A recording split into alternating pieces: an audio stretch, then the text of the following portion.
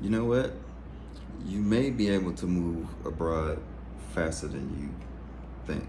You think so? Absolutely.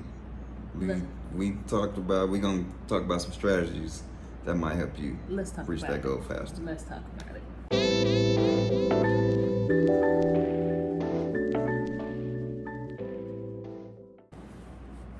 Hi everyone. This is Aging Grateful. I'm Bobby, And I'm Cedric. and today we are talking. We were sitting here, we're having a good conversation, and we thought, why not just press play on this? Because Mr. Genius Man over here thought of this, and we're gonna let him take the lead. We just gonna talk about some different strategies that may push up your timeline when it comes to moving abroad. A lot of people are trying to move abroad these days, and there's a lot of different timelines and strategies and Trying to figure it all trying out. to figure it all out. And I know it can be daunting, it can be frustrating, but these are some things that, again, we're not saying do these things. We're just helping you to think about maybe some strategies or ways that you may be able to move wherever you want to move. Yes, and some of these strategies, well, pretty much the strategies is kind of how we approached some of this. Not all of it, but Yes. some of it. But I think the first thing you need to do is come up with a budget of where you're going to be moving to. Absolutely. So get in your head or in your space, or write it down, maybe 3 or 4 places that you want to live. And then look at the cost of living in those places. Now, there are tons of tools out there that allow you to see maybe the cost or average cost of living in those areas, and we will put a resource down below as well, where if you were a single person or a couple or family, that you can kind of see an average of what it would cost for you to live in those areas, right? And this is anywhere abroad, just do that. So at least as long as you have what you think may be in a budget, I think that's a good start. Right. So we're going to do this example off of a $2,100 a month budget. That's what we're going to do. So Yes. if we were looking abroad and we Looking to said live, yeah. live abroad, and we said, you know what, we need $2,100 a month. That's going to cover our living expenses, our rent, and so forth and so on. Utilities, food, the whole nine. Yeah. yeah. The first strategy I would look at is what recurring monthly payments, bills that I have that I can get rid of and use that money towards those living expenses. So that's two. This is item number 2. So, as an example of that is something that we did when we first were looking at Puerto Vallarta, and we had a place. It was $775 a month. So what we were looking at was one of our car payments Was about $700, about $7 and some change. So at that point, we said, okay, is it worth? keeping the car. Let's play Would You Rather. Remember the game we used to play when we was kids? Yeah. Would you rather? Would you rather drive around in this car, or would you rather live in a place next to the beach in Mexico? Would you rather? I go for beach in Mexico. Beach in Mexico? Yeah. Okay, for 700. For $775. Yes. So beach in Mexico. So that was one of the things that we did. We said, okay, we can sacrifice not having this vehicle and take this money, and that money will pretty much cover our rent. Now, keep in mind when we were doing this because of the fact that realistically that car was not being used often. 2, being in this new place, we knew we weren't going to take the cars with us anyway. Right.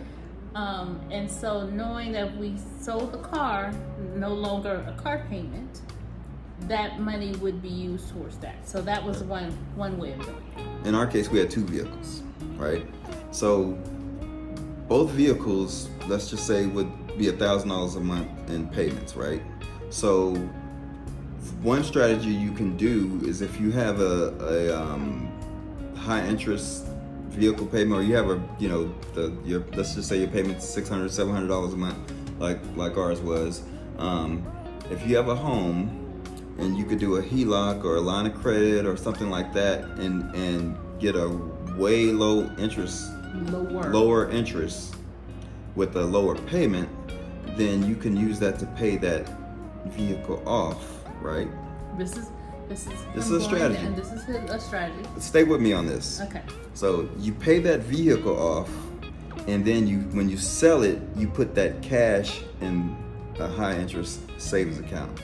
But the savings account has to be more interest than what your line of credit is. So as an example, if you got 2.5% interest rate on a line of credit, and you have a high yield savings at 5% or 4.75, then that's where you would put your money in the high yield savings instead of paying that loan off, because you're going to make more money. You're going to make the money off of that interest. Basically, the interest will almost cover your monthly payment at that point, right? And what he's thinking of is that if that line of credit, this is an example. We're throwing examples out here, people. This is not anything. Yeah, we're not financial advisors. No, we're not financial advisors. No, we are just offering suggestions and ideas. But with the premise of saying if that line of credit was bringing that payment now down from a $600 to $700 payment down to maybe a $250, $300 payment, then that means that you have this additional. You have a net of $500. Yes, about $400 or $500 that you're not paying anymore towards that car, right? Right. And you basically has doubled. You've basically funded your emergency fund right there on the spot. Because now you got this money, you have this lump sum of cash from the sale of the car, say it's $40,000, $50,000, whatever it is, sitting in the bank. So you have your emergency fund, and your net $500 because your payments are lower on the thing, and you're making that money off the interest of that said deal, right? That emergency fund. An emergency fund. So that's number 2. So this is our thought process. Now, yeah. Which brings you to rental. So if you have a house and instead of selling it, and look, I'm a real estate agent, so I'm all about the sale, but in this instance, I'm also an investor as well, and so I'm all about the asset. Mm-hmm. So if you can rent your property out, that means you no longer are paying that mortgage. The person or people that live in that property, because it is a rental property now. It's no longer yours. I mean, it's no longer your home, your primary. It is a rental property. That money, they're paying your mortgage.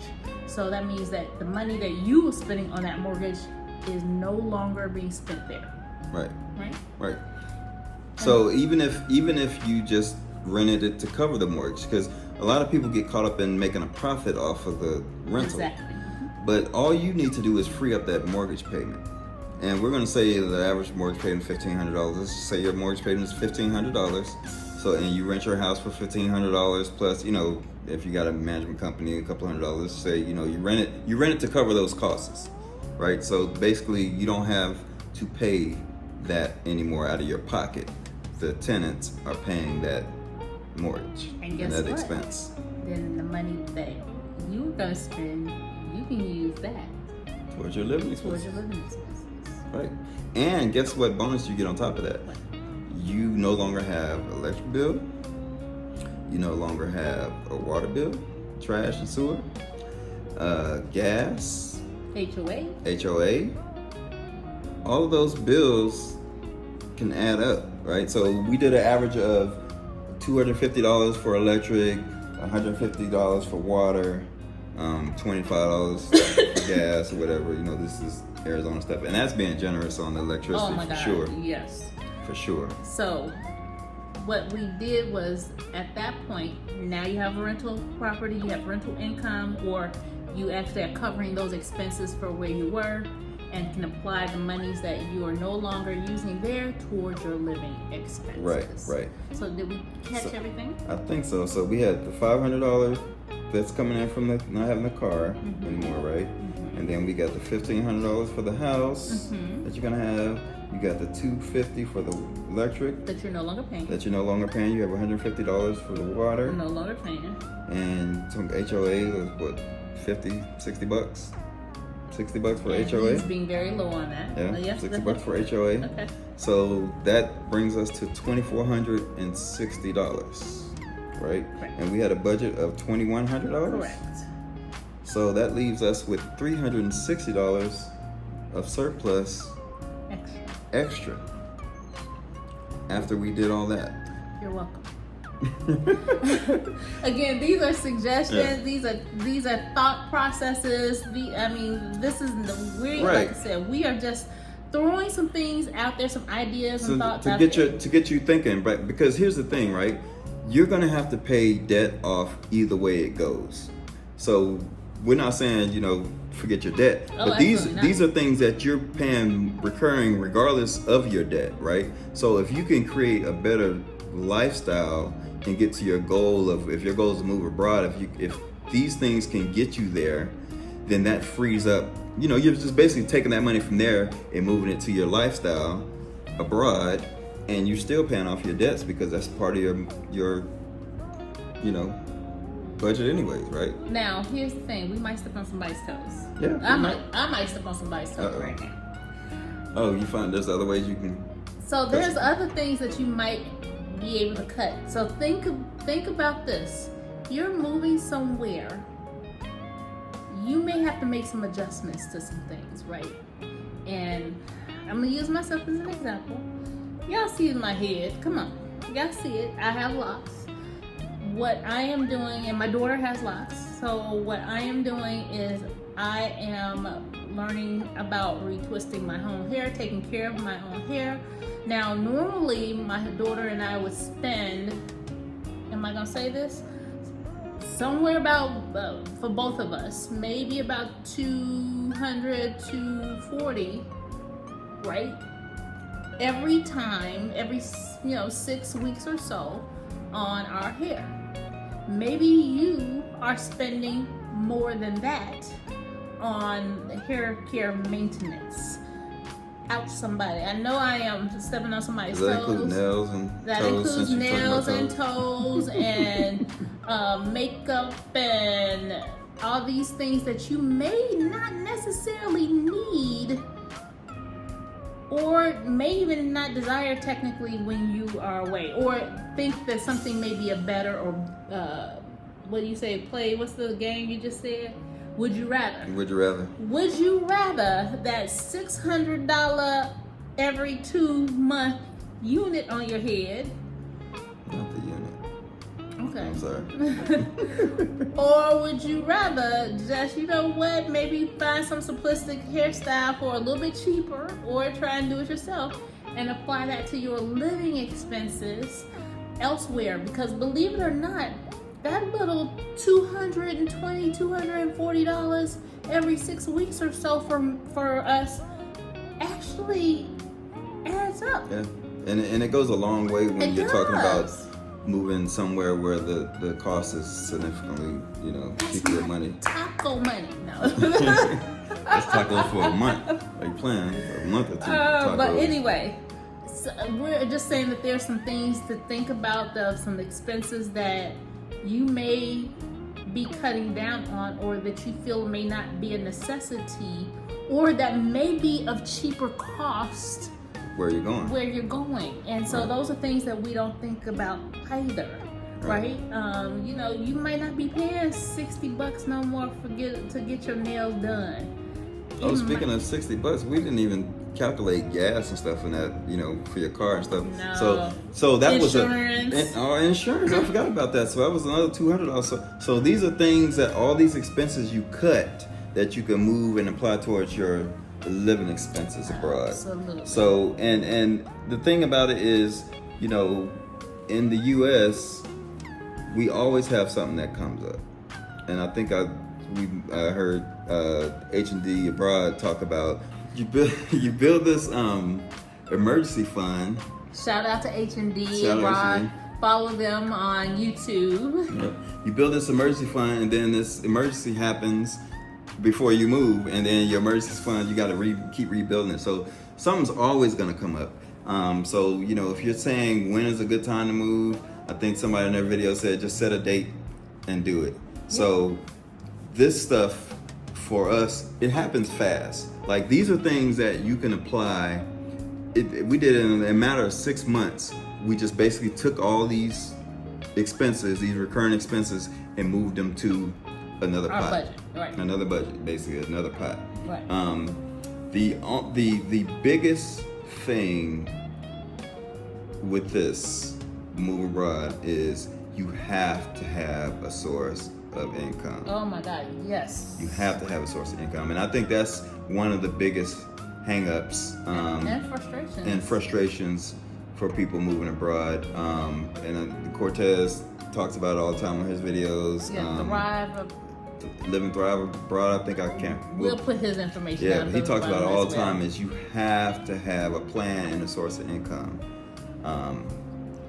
Yes, and that's for longevity as well. Right, for longevity. It's not just about, because I mean, you know, you can scrape up a few dollars, save a little bit of money here or there, and live for a few months.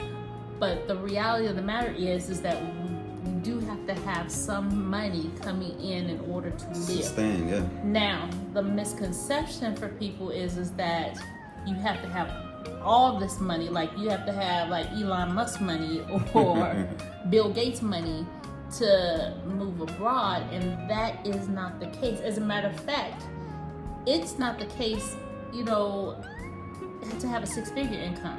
Oh no, not even close. It just depends on where you want to live, what your lifestyle would like to be. And let me also say this: if you're trying to live with champagne taste and beer money, this is not the video for you. Because you have to have realistic expectations. Now, one thing that I want to say too is visit these places.